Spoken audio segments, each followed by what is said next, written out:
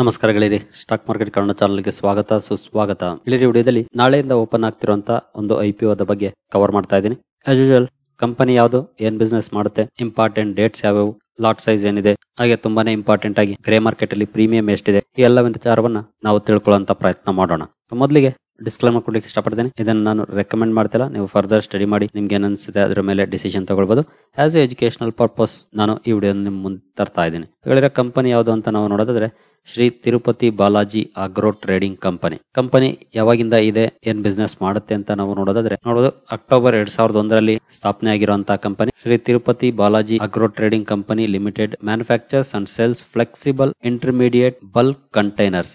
Bulk containers ಅಂದ್ರೆ ನೀವು ಇಲ್ಲಿ ನೋಡಬಹುದು large flexible bags and other industrial packaging products such as woven sacks, woven fabric, narrow fabric and tapes in the Indian domestic market and overseas. ಅಂದ್ರೆ packaging segment ಅಲ್ಲಿ ಕೆಲಸ ಮಾಡುವಂತ company ಇದು. ಹಾಗೆ ನೋಡಬಹುದು company offers customized products and caters to the bulk packaging needs of clients from various industries. Industries requirement ಗೆ ತಕ್ಕಂತೆ customised packaging solutions ಅನ್ನು ಕೂಡ ಕಂಪನಿ ಪ್ರೊವೈಡ್ ಮಾಡುತ್ತೆ. ಹಾಗೆ ಅದರಲ್ಲೂ ನೋಡಬಹುದು ಇನ್ಕ್ಲೂಡಿಂಗ್ ಕೆಮಿಕಲ್ ಪ್ಯಾಕೇಜಿಂಗ್ ಸೆಗ್ಮೆಂಟ್ ಅಲ್ಲಿ ಕೆಲಸ ಮಾಡುತ್ತೆ. ಅಗ್ರೋ ಕೆಮಿಕಲ್ಸ್ ಅಲ್ಲಿ, ಫುಡ್, ಮೈನಿಂಗ್, ವೇಸ್ಟ್ ಡಿಸ್ಪೋಸಲ್ ಅಲ್ಲಿ, ಅಗ್ರಿಕಲ್ಚರ್ ಅಲ್ಲಿ, ಲೂಬ್ರಿಕ್ಯಾಂಟ್ಸ್ ಅಂಡ್ ಎಡಿಬಲ್ ಆಯಿಲ್.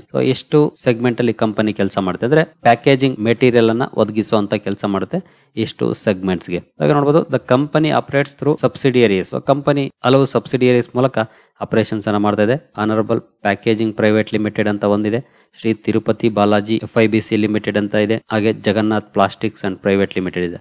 ಮೂರು ಸಬ್ಸಿಡಿಯರೀಸ್ ಮೂಲಕ ಕಂಪನಿ ತನ್ನ ಬಿಸ್ನೆಸ್ ಅನ್ನ ಮಾಡ್ತಾ ಇದೆ. ಹಾಗೆ ISO 9001 ಸರ್ಟಿಫೈಡ್ ಕೂಡ ಇದೆ. ಜುಲೈ 2024ರ ಡೇಟಾ ಪ್ರಕಾರ 858 ಡಿಪಾರ್ಟ್ಮೆಂಟ್ ಎಂಪ್ಲಾಯೀಸ್ ಕಂಪನಿಯಲ್ಲಿ ಕೆಲಸ ಮಾಡ್ತಿದ್ದಾರೆ. ಇದೆಷ್ಟು ಕಂಪನಿ ಬಗ್ಗೆ, ಕಂಪನಿಯ ಬಿಸ್ನೆಸ್ ಬಗ್ಗೆ ಒಂದಿಷ್ಟು ಮಾಹಿತಿ ಆಯ್ತು. ಕಂಪನಿಯ ಫೈನಾನ್ಷಿಯಲ್ಸ್ ಹೇಗಿದೆ ಅದನ್ನ ನಾವು ನೋಡಿದ್ರೆ last 3 years data company present ಮಾಡಿದೆ. ಕಂಪನಿಯ ರೆವಿನ್ಯೂ ನೋಡಬಹುದು 453 ಇತ್ತು 2022ರಲ್ಲಿ, ನಂತರ 478 ಆಯ್ತು, ಈಗ 552 ಹೋಗಿದೆ. ಅಂದ್ರೆ ಕಂಪನಿ ರೆವಿನ್ಯೂ ಗ್ರೋಯಿಂಗ್ ಮಾಡೆಲ್ ಇದೆ, ಗ್ರೋ ಆಗ್ತಾ ಇದೆ ಇಯರ್ ಆನ್ ಇಯರ್. ಅದನ್ನ ಕ್ಲಿಯರ್ ಆಗಿ ನೋಡಬಹುದು.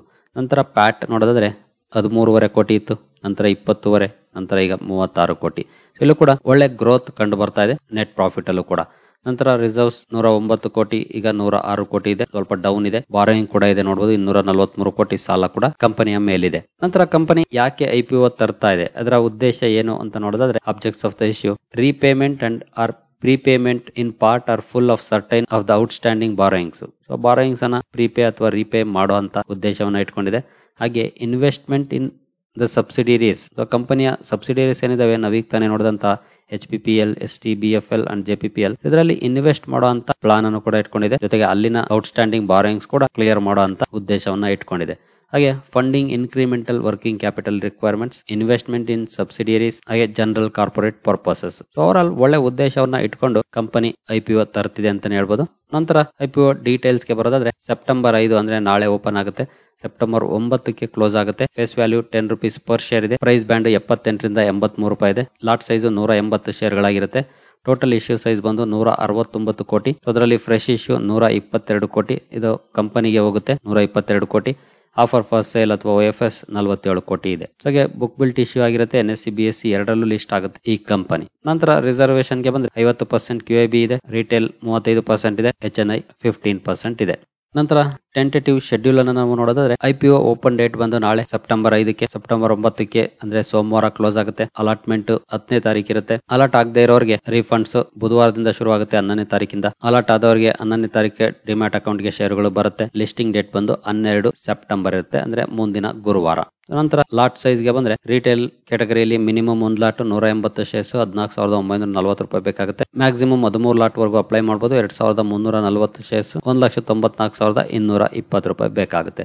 SHNI ಯಲ್ಲಿ 14ರಿಂದ 66 ಲಾಟ್ ವರೆಗೂ ಅಪ್ಲೈ ಮಾಡಬಹುದು. ಮ್ಯಾಕ್ಸಿಮಮ್ 9,86,040 ರೂಪಾಯಿ ಬೇಕಾಗುತ್ತೆ. BHNI ಯಲ್ಲಿ 67 ಲಾಟ್ಸ್ 12,060 ಶೇರ್ಸ್ 10,980 ರೂಪಾಯಿ ಬೇಕಾಗುತ್ತೆ. ನಂತರ ಕಂಪನಿಯ ಶೇರ್ ಹೋಲ್ಡಿಂಗ್ ಪ್ಯಾಟರ್ನ್ ಗೆ ಬಂದ್ರೆ ಪ್ರೀ ಇಶ್ಯೂ ಶೇರ್ ಹೋಲ್ಡಿಂಗ್ 88.38 ಇತ್ತು, ಪೋಸ್ಟ್ ಇಶ್ಯೂ 65.42 ಆಗುತ್ತೆ. ಅಂದ್ರೆ ಬಿಲೋ 75 ಬಂದ್ಬಿಡುತ್ತೆ.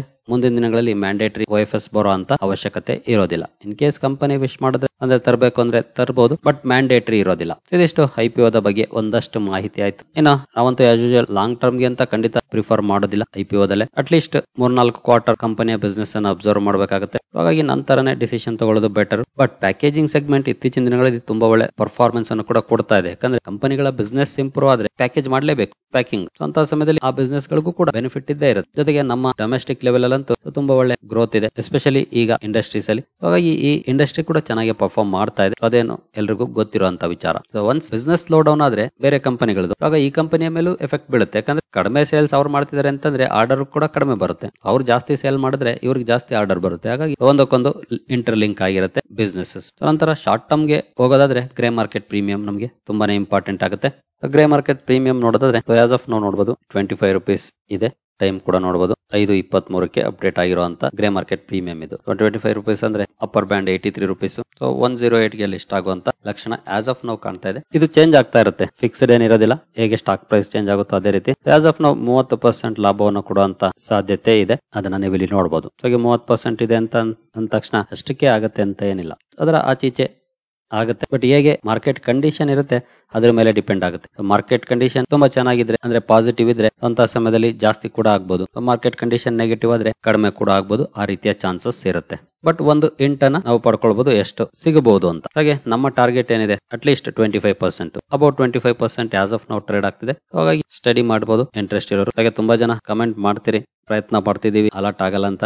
ನಾನು ಕೂಡ ಅಷ್ಟೇ ನಿಮ್ಮ ಹಾಗೆ ಪ್ರಯತ್ನ ಪಡ್ತಾ ಇರೋದು ಅಷ್ಟೇ, ಅಲರ್ಟ್ ಆಗ್ಲಿ ಬಿಡ್ಲಿ. ಸೊ ನೋಡೋಣ ಮುಂದಿನ ದಿನಗಳಲ್ಲಿ ಯಾವ ರೀತಿ ಚೇಂಜಸ್ ಇಲ್ಲಿ ಆಗತ್ತೆ ಅಂತ. ಸರಿಗಳಿರಿ, ಈ ವಿಡಿಯೋ ನಿಮಗೆ ಇಷ್ಟ ಆಗಿದೆ ಅಂದ್ಕೊಳ್ತೀನಿ. ಮುಂದಿನ ವಿಡಿಯೋದಲ್ಲಿ ಸಿಗೋಣ. ಅಲ್ಲಿವರೆಗೂ ಜೈ ಹಿಂದ್, ಜೈ ಕರ್ನಾಟಕ.